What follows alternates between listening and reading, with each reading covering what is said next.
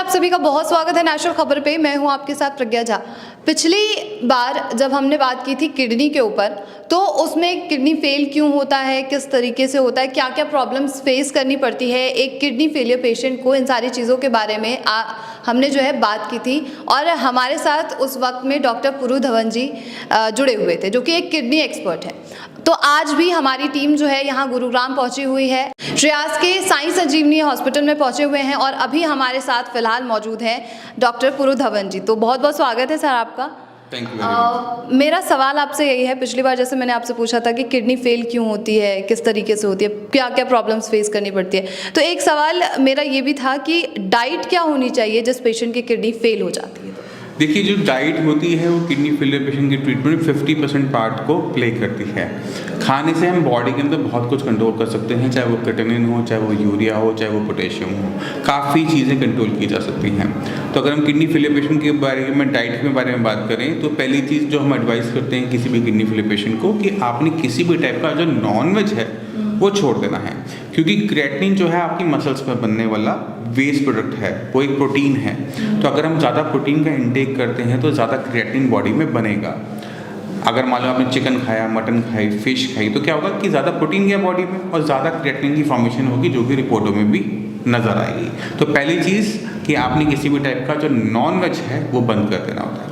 अब समझने वाली बात क्या है कि बॉडी जो है वो प्रोटीन की बनी हुई है, हमारे नाखून, हमारी स्किन, हमारी हेयर, सब कुछ तो प्रोटीन का बना हुआ है। तो हमने प्रोटीन इतनी मात्रा में लेना होता है कि बॉडी की जो डेली रिक्वायरमेंट है वो पूरी होती रहे। अगर हम उससे ज़्यादा लेंगे तो क्रिएटिनिन बनेगा, उससे कम लेंगे तो डेफिशिएंसीज बनेंगी। तो हमने इसका ध्यान रखना होता है कि एक बैलेंस डाइट हमने चलानी होती है, जहाँ पे बॉडी में किसी टाइप की वीकनेस ना आए। कभी कभार पेशेंट हम देखते हैं कि वो घिया तोरी टिंडा खा रहे होते हैं उबाल के। तो घिया तोरी टिंडा जैसी चीज़ें जब हम उबाल के खाते हैं तो होता ये है कि पेशेंट का वेट लूज होता है। अब जैसे मैंने पहले बताया, क्रिएटिनिन जो है वो मसल्स में बनता है। अगर आपका वेट कम हो रहा है तो आपकी मसल मास कम हो रही है, मांसपेशियाँ कम होंगी, कम बनेगा क्रिएटिनिन। जितनी कम मांसपेशियाँ उतना कम क्रिएटिनिन बनेगा, उतना कम वो रिपोर्टों में नज़र आएगा। अब दिक्कत क्या होती है कि जब हम खाने में को बिल्कुल टाइट कर देते हैं तो बॉडी में जो बाकी सही ऑर्गन्स हैं वो भी ख़राब होने शुरू होते हैं। तो जो कॉम्प्लिकेशंस नहीं थी वो आनी शुरू हो जाती है। सबसे पहले आती है स्वेलिंग, क्योंकि प्रोटीन बॉडी में बिल्कुल नील हो जाता है, और फ्लूइड ओवरलोडिंग आनी शुरू हो जाती है, और जो बॉडी है वो वीक होनी स्टार्ट हो जाती है और पेशेंट सर्वाइव नहीं कर पाता। जो लेवल डाउन हुए थे वो बढ़ने शुरू होते हैं, क्योंकि किडनी जो बीमार है उसको भी खाना नहीं मिल पा रहा। वो कैसे ठीक होगी? जब हमने घिया तो टिंडा खाया, उबाल के खाया, तो किडनी जो मेरी वीक चल रही थी, जो अपना काम खो रही थी, वो भी अपने आप को सुधार नहीं पाती। तो होता ही है कि ये लेवल 2-4 महीने नीचे जाता है और उसके बाद वीकनेस आ जाती है। उसके बाद जो लेवल बढ़ते हैं, इतने ज़्यादा लेवल बढ़ते हैं कि पेशेंट डायलिसिस भी नहीं करवा पाता है वीकनेस की वजह से। तो ऐसा आपने नहीं करना। क्रिएटिनिन को कंट्रोल करने के लिए खाना खाओ, बैलेंस डाइट खाओ, जैसे सब खाते हैं वैसे ही खाने, उन चीज़ों का ध्यान होता है। जैसे मैंने अभी बताया कि प्रोटीन बंद कर दो, नॉन वेज बंद कर दो। अब यूरिया पर चलते हैं। तो यूरिया एक ऐसी चीज़ है जो हमारा लीवर बनाता है, खाने से नहीं आता, लीवर बनाता है। जब भी हम कुछ खाना खाते हैं तो खाने को वो छोटे छोटे हिस्सों में डिवाइड करता है और इस प्रोसेस में यूरिया बनता है। अगर आप घी ज़्यादा खाओगे, तला हुआ ज़्यादा खाओगे या फिर नॉन वेज ज़्यादा खाओगे तो क्या होगा? लीवर को ज़्यादा काम करना पड़ेगा। जब वो ज़्यादा काम करेगा तो ज़्यादा यूरिया भी बनाएगा। जब वो ज़्यादा यूरिया बनाएगा तो रिपोर्टों में भी नज़र आएगा। तो हमने क्या करना होता है यूरिया कंट्रोल करने के लिए कि तला हुआ बंद, घी मक्खन बहुत ज़्यादा बंद, कि आप हर चीज़ में लगा के खा रहे हो, और नॉन वेज बिल्कुल protein, heavy protein, chicken, mutton, fish सब बंद कर देते हैं, तो यूरिया भी कंट्रोल में आ जाता है आराम से। तो ये सारी चीज़ें तो बंद की बात है कि क्या नहीं खाना चाहिए। तो क्या खाए आदमी? अगर घी नहीं खाएगा, प्रोटीन की चीज़ें नहीं लेगा, तो लेगा क्या फिर? आप क्या खा कर रहेगा उस पर? क्या खा कर आए हो आज ब्रेकफास्ट करके? ब्रेकफास्ट में ब्रेड और टी होती है या कॉफ़ी ऐसे? तो ब्रेड हम ले सकते हैं, ठीक है। नाश्ते के अंदर ब्रेड है, उपमा है, पोहा है, गाजर मूली प्याज का गोभी का सूखी रोटी या पराठा जिसे कहते हैं, ड्राई पराठा खा सकते हैं। मना कुछ नहीं है, बट तरीके से खाना होता है।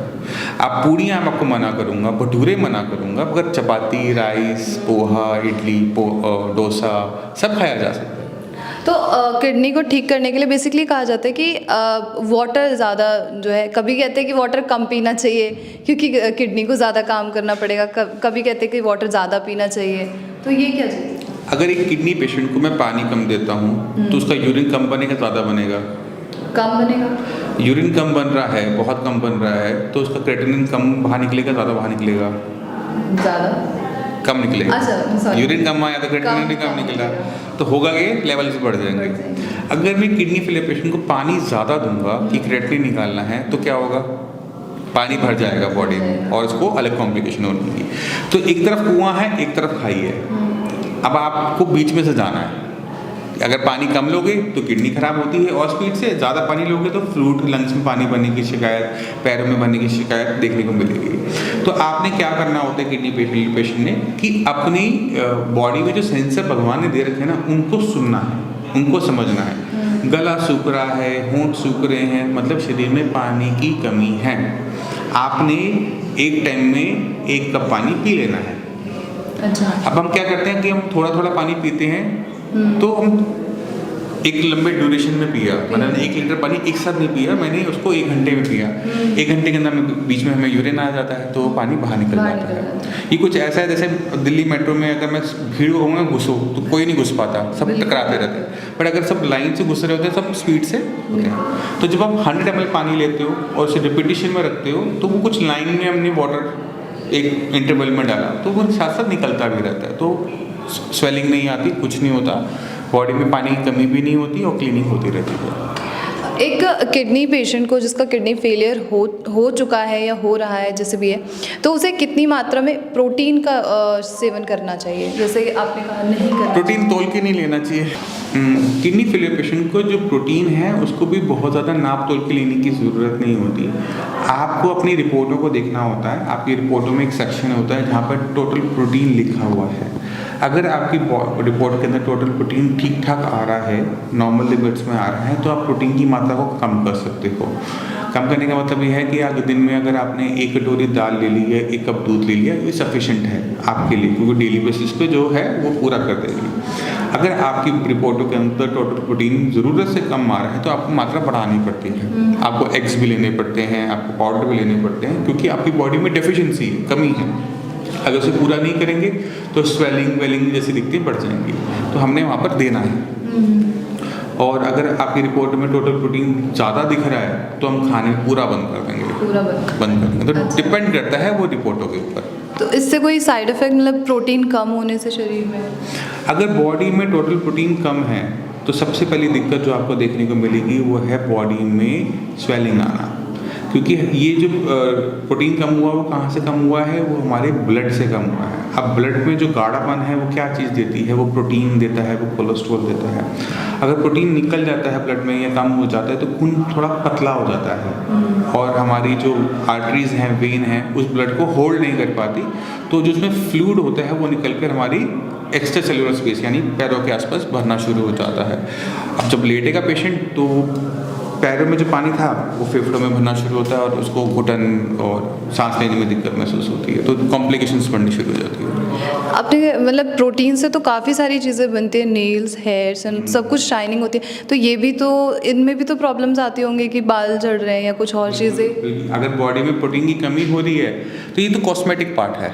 जब किडनी का पेशेंट होता है तो उसमें कॉस्मेटिक पार्ट नहीं देखना चाहिए कि बाल कैसे हैं, कैसे हैं, वो सब चीज़ें लीस्ट प्रायोरिटी में आ जाती है। बट हाँ, स्किन डल हो जाती है, नेल्स थोड़े सॉफ्ट हो जाते हैं, बाल थोड़े ग्रोथ रिटार्ड हो जाती हैं, बड़े नहीं हो पाते, ये कॉस्मेटिक चीज़ें होती हैं। तो अगर ट्रीटमेंट ले रहा है कोई, तो उस वक्त में क्या क्या प्रिकॉशंस उसे फॉलो करने पड़ते हैं फिर? किसके रिगार्डिंग? किडनी फेलियर के रिगार्डिंग। बस यही है कि खाने पीने जो आपको दिया जा रहा है, समझाया जा रहा है, उसको आपके ढंग से फॉलो करना है। कुछ चीज़ें आपकी बिल्कुल बंद होती हैं, जैसे चाय, कॉफ़ी, खट्टी चीज़ें जितनी भी हैं सब बंद हो जाते हैं। ज़मीन से नीचे लगने वाली जो भूरे रंग की सब्जियां हैं, आलू, शकरकंदी, अरबी, मूंग, चालू, जिनके अंदर पोटेशियम की मात्रा ज़्यादा है, वो पूरी तरह से बंद कर दी जाएगी। पालक, बथुआ, मेथी, सरसों, धनिया, पुदीना, जितनी भी पत्तेदार सब्जियां हैं हरी, इनके अंदर भी पोटेशियम की मात्रा ज़्यादा होती है, तो इनके साग और चटनियाँ बंद कर दी जाती हैं। बाकी रोटी सब्जी जितनी खानी है खाओ। जो भी सब्जी फल की तरह लग रही है बेल पे, पौधे पे, जैसे फलियाँ हो गई, घिया, तोरी, टिंडा, बैगन, जो भी सब्जियाँ लग रही हैं, करेला, सारी की सारी सब्जियाँ जितनी चाहो उतनी मात्रा में खा सकते हो। ठीक है।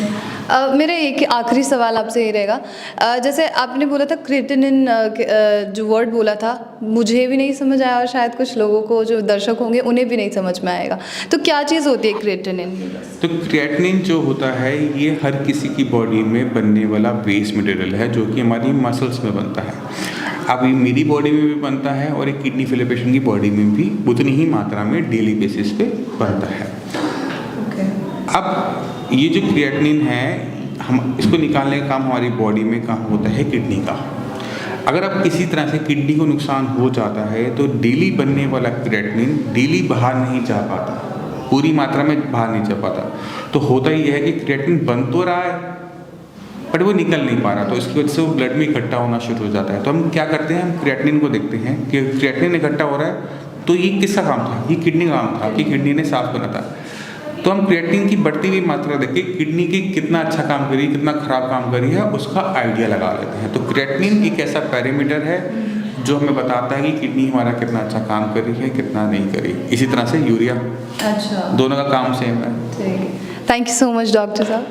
तो आशा करते हैं कि आपको समझ आया होगा कि किडनी फेलियर जो पेशेंट्स हैं उन्हें क्या डाइट लेनी चाहिए और जो सबसे बड़ा वर्ड था क्रिएटिनिन वो क्या होता है, ये सारी चीज़ें आपको समझ आई होंगी। अभी भी कोई क्वेरी है तो आप हमें कमेंट करके ज़रूर बताइएगा जिससे कि आपके सवाल मैं डॉक्टर पुरु धवन जी से पूछ सकूँ। तब तक के लिए नेशनल खबर के साथ बने रहिए।